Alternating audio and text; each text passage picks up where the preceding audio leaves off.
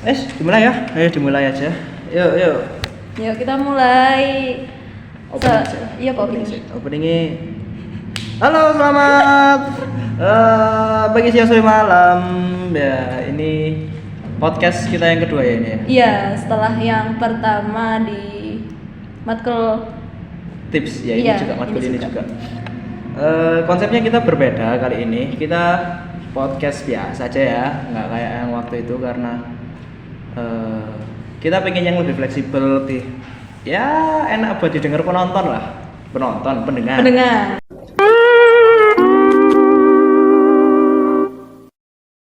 Sorry.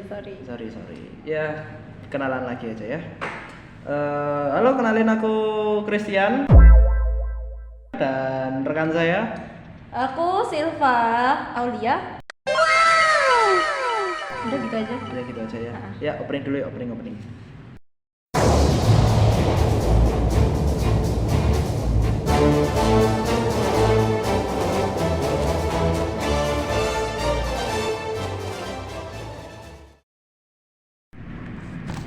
Oke, kali ini kita mau bahas apa nih?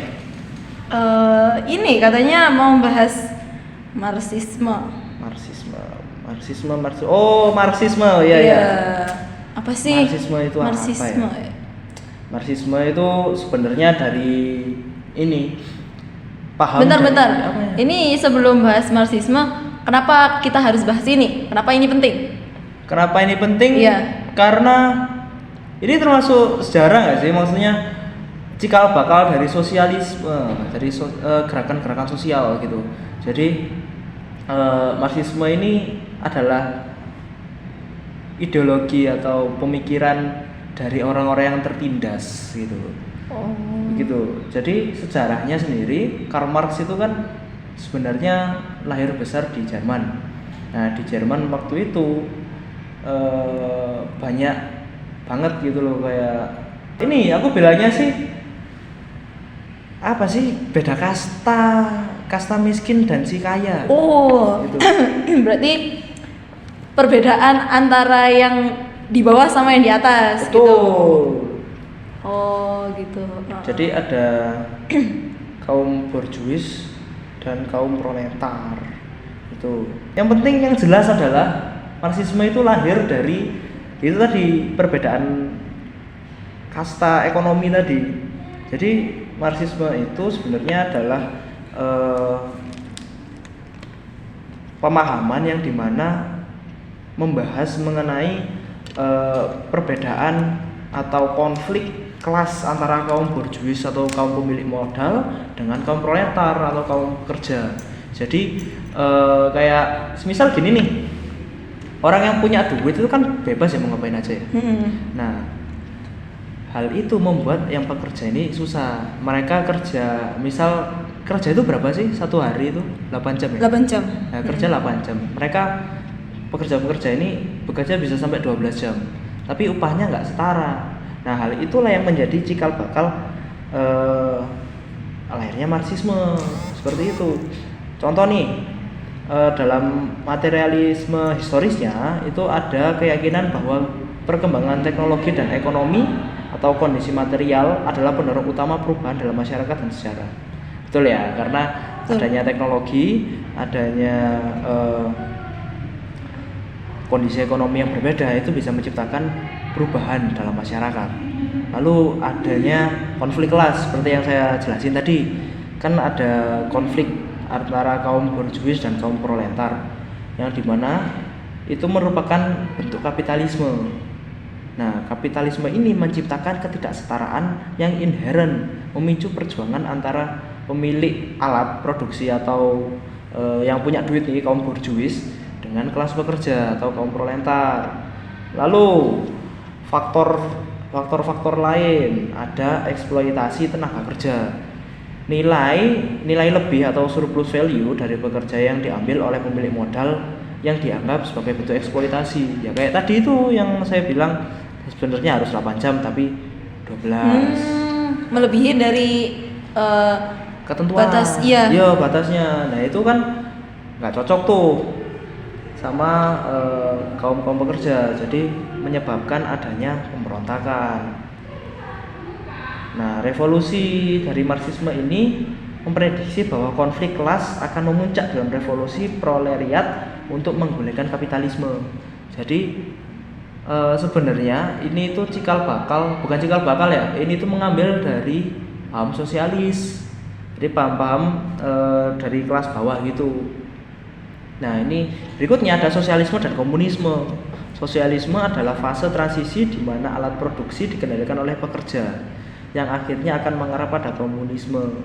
Jadi nggak ada tuh perbedaan kelas borjuis atau kelas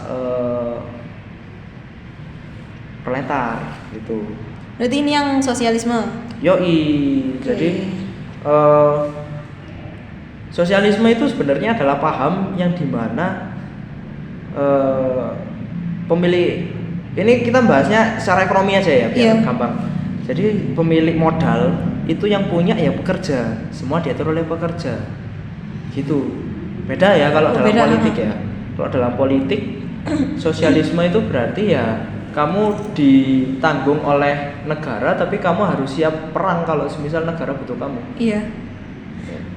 Di mana ada apa sih yang dikasih, kita juga harus ngasih balik. Iya, ngasih balik, harus ada imbalannya. Betul. Gitu. Apalagi ke negara. Dan itu terjadi di Uni Soviet.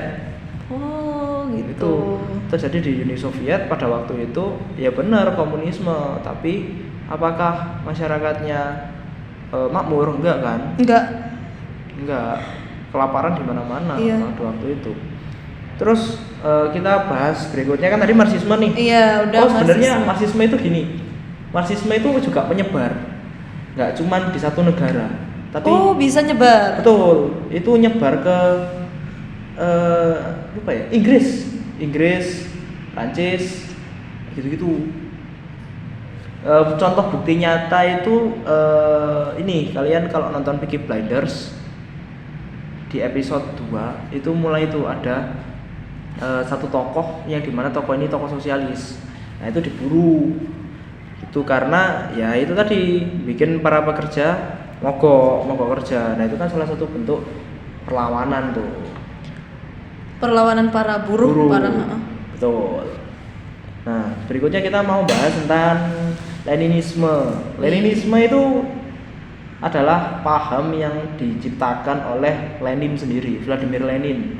Vladimir Lenin itu adalah orang yang bertanggung jawab atas runtuhnya kekaisaran di Rusia sebelum berganti jadi Uni Soviet. Jadi di Rusia waktu itu kan kekaisaran dulu nih. Oh, awalnya dulu kekaisaran, terus diruntuhkan oleh kekuatan pekerja, lagi-lagi kekuatan pekerja dari orang-orang bawah meruntuhkan SAR 2. Terusnya TSAR, SAR diruntuhkan, akhirnya kosong kan, Rusia kosong. Nah, Lenin naik karena Lenin pemimpinnya. Oh, dia dulu yang mimpin berarti? Iya, pemimpin pergerakannya. Terus? Jadi Leninisme itu adalah ideologi politik yang dikembangkan dari Marxisme. Jadi awalnya ada Marxisme, terus diupdate. Beranak gitu tuh? Beranak jadi Leninisme yang diciptakan oleh Vladimir Lenin, yang mengadaptasinya untuk kondisi Rusia dengan menekankan peran partai pelopor atau vanguard party yang terorganisir untuk memimpin revolusi kelas pekerja menuju ke diktatoran proletariat sebagai jembatan menuju komunisme. Intinya, Leninisme itu memprioritaskan aksi politik revolusioner yang dipimpin oleh partai untuk menggulingkan kapitalisme, berbeda dengan Marxisme klasik yang menunggu revolusi spontan kelas buruh dan menjadi dasar ideologi resmi Uni Soviet. Gitu. Jadi Lenin ini menjadi pelopor adanya negara Uni Soviet seperti yang tadi saya bilang ya. Oke, sekarang kita mau bahas mengenai Vanguard Party. Apa tuh? Vanguard Party, partai pelopor. Oh, partai pelopor dari Leninisme. Ya, jadi Leninisme ini punya tunggangan. Partai. Oke, terus? Dia kepalanya, ibaratnya partai ini kayak apa ya? Tunggangannya dia lah untuk bisa mencapai keinginannya dia. Iya. Sama kayak waktu Pilpres kemarin kan Ganjar kan pernah cerita tuh kalau semisal dulu dia menunggangi PDIP ya, kayak gitulah bersama kayak gitu. politik Indonesia Politik gitu. Indonesia itu. Karena kan kita bahasnya Leninisme kan ya, gak usah bahas politik Indonesia. Tapi hampir mirip kan Hampir ya? mirip, sama-sama menunggangi ya kan. Cuma ini Leninisme. Leninisme. Jadi, Terus tadi yang maksudnya partainya, partai apa? Partai Vanguard Party itu sebuah kelompok kecil revolusioner yang disiplin dan terlatih yang memimpin masa pekerja untuk merebut kekuasaan karena pekerja tidak dapat mengembangkan kesadaran revolusioner secara spontan. Komen.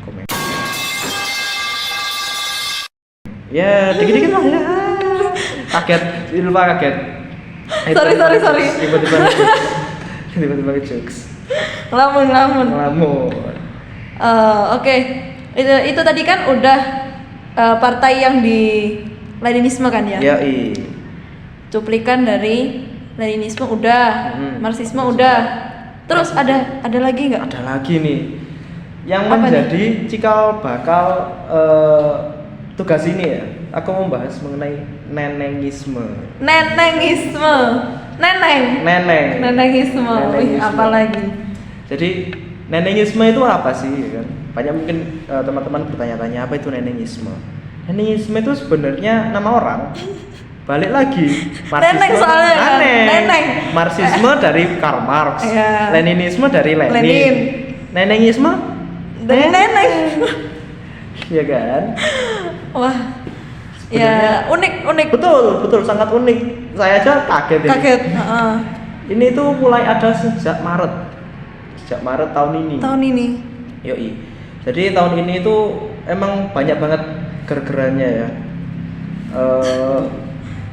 Nenengisme itu sebenarnya itu merupakan istilah yang muncul dari warganet, lagi-lagi warganet, untuk menggambarkan gerakan sosial feminis akar rumput yang dipelopori oleh Neneng Rosdiana. Sebenarnya Neneng Rosdiana ini siapa sih ya kan? Iya, kok bisa banget gitu ya? Bisa mau melawan, wah kayak unik, kayak nggak ada sebelumnya itu nggak ada yang bisa bersuara kayak Neneng gitu. Betul. Sampai dibuat paham nenengisme gitu kan? Iya. Jadi nenengisme itu berawal dari Neneng Rosdiana. Kenapa kok tiba-tiba bisa muncul nenengisme? Nah, kenapa tuh? Awalnya itu lucu. Jadi Bu Neneng ini itu punya fanpage gitulah di Facebook. Dia itu beli fanpage namanya Marxisme Indonesia. Namanya komunis sekali dong, Marxisme. Iya. Apalagi ada Indonesianya gitu loh. Marxisme Indonesia dibeli dan diganti menjadi Neneng Rosdiana. Nah, warganet kan bingung tuh. Kenapa nih kok tiba-tiba berubah jadi Neneng Rosdiana? Ya kan? Iya, banyak kan Marxisme Indonesia. Yoi. Terus Bu Neneng ini nggak tahu Marxisme itu apa. Awalnya nggak tahu, bilangnya sih nggak tahu ya. For the record, beliau bilangnya nggak tahu apa itu Marxisme. Beliau mengira Marxisme itu keren gitu loh. Maksudnya keren kan, namanya Marxis gitu kan. Iya. Terus awalnya itu ya saya biasa aja gitu kayak oh ya udah gini kan. Tapi lama kelamaan beliau kok posting gitu loh. Posting apa tuh? Posting yang keren-keren gitu. Yoi, keren. Contohnya gimana tuh? Ini ada salah satu nih, kita buka di Facebooknya Bu Neneng ya. Ini lumayan panjang. Neneng Rosdiana 3 September, sudut pandang paling sederhana dari seorang rakyat. Dari semua peristiwa yang terjadi belakangan ini, kita bisa menyimpulkan bahwasannya Indonesia tidak kekurangan pemimpin yang pintar dan cerdas secara akademis. Indonesia hanya kekurangan pemimpin yang mau belajar untuk memahami karakteristik rakyatnya sendiri. Saat ini banyak pihak yang mungkin sedang bertanya-tanya, siapa dalang dari kerusuhan belakangan ini? Konteksnya ini waktu itu ada demo besar-besaran. Demo ini Indonesia Gelap kalau nggak salah ya. Iya. Demo Pati, bukan. Yang mana? Pati. Pokoknya ini waktu itu masih demo gede-gedean kok di Indonesia. Demo Pati mungkin ya, atau di mana ya, lupa saya. Pokoknya yang di Indonesia, di Indonesia berarti lah ya. ada demo. Demo gede lah. Jadi mulai dari itu. Dari sebenarnya banyak, tapi ini saya baca. Oh, yang dibacanya yang pas waktu ada demo aja. Menurut sudut pandang saya sebagai rakyat, lebih baik kita introspeksi diri. Semua ini tidak akan terjadi jika kita cepat peka terhadap gejala politik dan sosial yang terjadi menjelang usia Indonesia yang ke-80. Memasuki usia Indonesia ke-80, banyak pihak yang tidak sadar bahwa Indonesia sedang menghadapi sebuah masalah besar yang bisa mengganggu stabilitas nasional. Masalah ini digambarkan jelas dalam miniatur aksi Pati. Oh, benar nih, Pati. Arogansi pejabat versus kecewaan rakyat. Dari sini saya menyimpulkan Pati adalah kunci.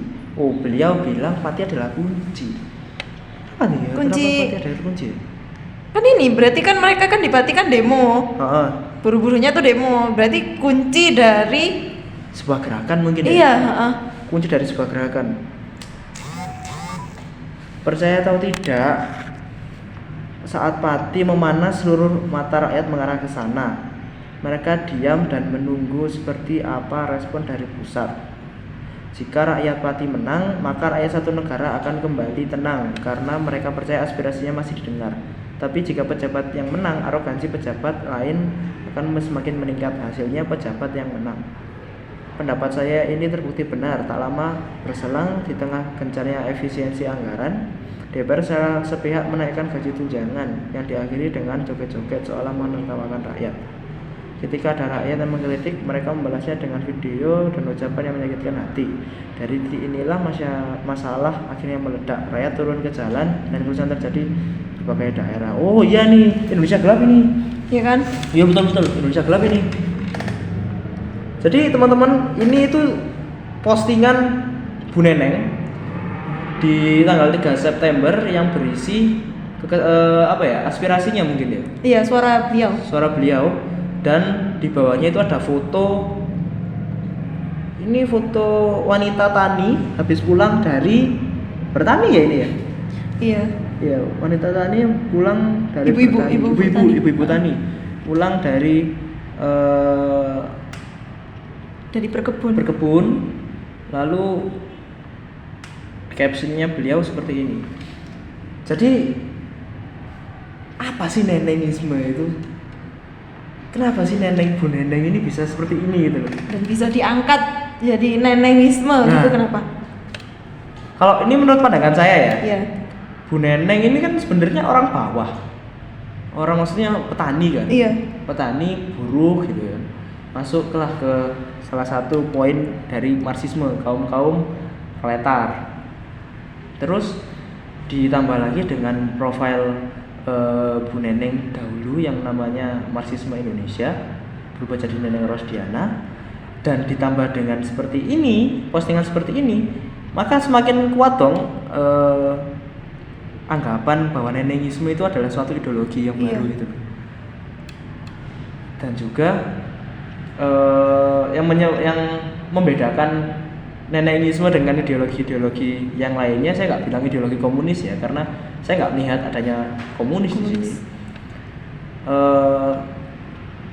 Bu Neneng ini praktek gitu loh, nggak sekedar cuman omong-omong biasa, nggak sekedar omong-omong aja. Beliau ini praktek. Bahkan buktinya itu tadi yang praktek yang di bawah kan. Jadi Bu Neneng itu yang berkecimpung di bawah, benar-benar merasakan di bawah gitu. Iya kan? Iya. Benar-benar ada prakteknya gitu. Benar-benar ada prakteknya, dan beliau punya satu organisasi KWT kalau nggak salah ya, kelompok wanita tani. Prakteknya luar biasa beliau ini. Tapi ya itu tadi, beliau waktu itu pernah dihilangkan akunnya. Nggak tahu ya sama siapa ya. Waktu itu akun Neneng Rosdiana pernah hilang. Itu bersamaan pada saat ini darurat Indonesia, darurat apa sih yang peringatan darurat yang biru. Iya. Yang gambar burung Garuda belakangnya biru. Iya. Nah, itu pernah hilang tuh. Dan Bu Neneng itu hilang tanpa kabar. Beberapa bulan berikutnya muncul lagi akunnya kembali dengan dengan caption Bu Neneng posting gitu kayak pemerintah atau orang-orang di atas sana itu masa takut sama orang petani seperti saya gitu. Sampai akunnya hilang. Gitu.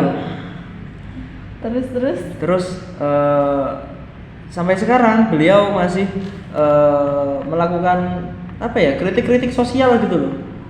Sampai sekarang ini terakhir saya buka Facebooknya ya. Ini itu terakhir 5 Desember 4 hari yang lalu. Captionnya adalah, di sebuah negara yang sudah berumur tua, bukan saja kekayaan melahap kemiskinan, tapi kekayaan juga melahap kekayaan. Dari tahun ke tahun, aset negara berpindah dengan cepat dan menyeluruh ke tangan beberapa puluh individu. Kekayaan alam negeri warisan rakyatnya terbuang sia-sia oleh keserakahan yang tak terkendali. Hutan dirusak, perikanan sungai dan laut hancur, kesuburan tanah terkuras. Di bawah bentuk kesia-siaan lembaga politik bebas, ketidaksetaraan kekayaan dan pengaruh uang yang tak tertahankan pada orang-orang yang dilahap keinginan membuat lembaga-lembaga publik nominal menjadi mesin yang lebih nyaman bahkan daripada despotisme untuk tujuan plutokrasi dan penjarahan. Gila ini untuk sekedar petani bahasanya kok aku kok kayak nggak pernah denger gitu loh. Apa aja gitu. Keren Bu Neneng ini. Padahal dari kelas-kelas bawah. Betul, dari kelas bawah tapi bisa kayak gini loh. Hebat. Saya kayaknya harus belajar sama Bu Neneng ini. Berguru kepada beliau. Nanti minta nomor teleponnya aja. Minta nomor teleponnya nanti saya DM ya. Iya. Bu, minta nomor telepon Bu, aja. saya ingin belajar Bu. Iya. Gimana sih nenengisme itu Bu? Nah, itu. Sama satu lagi, ada satu postingan dulu waktu zaman demo tentang nepotisme. Itu ada Bu Neneng itu foto biasa. Jadi foto KWT-nya itu loh, foto wanita taninya, kelompok wanita tani di foto, terus captionnya adalah setara tanpa raja. Keren, Bu Neneng. Keren. Keren. Emang beliau patut dicontoh berarti. Patut dicontoh. Ini mungkin bisa menjadi kajian yang menarik ya untuk dibahas lebih mendalam lanjut. itu. Wah, 21 menit. Wah, sudah lama ternyata kita ngobrol-ngobrol ya. Ngomongin apa aja tadi? Ngomongin Marxisme, Leninisme. Yang apa tadi? Nenengisme. Yang paling unik itu emang nenengisme. Paling jadi, unik ini. Ya. Ini nenengisme ini relevan berarti kalau di sangat relevan Indonesia. Betul. Dengan kondisi Indonesia sekarang. Ya, berarti cocok, sangat cocok. Ya, tak terasa udah 21 menit. Sekarang mau menginjak 22 menit. Kita tutup aja ya kali ya. Udah ya. Selesai. Oke. Kita Closing dulu ya. Iya. Saya Christian. Saya Silva. Pamit undur diri. Sampai jumpa di podcast selanjutnya. Bye bye. Dadah.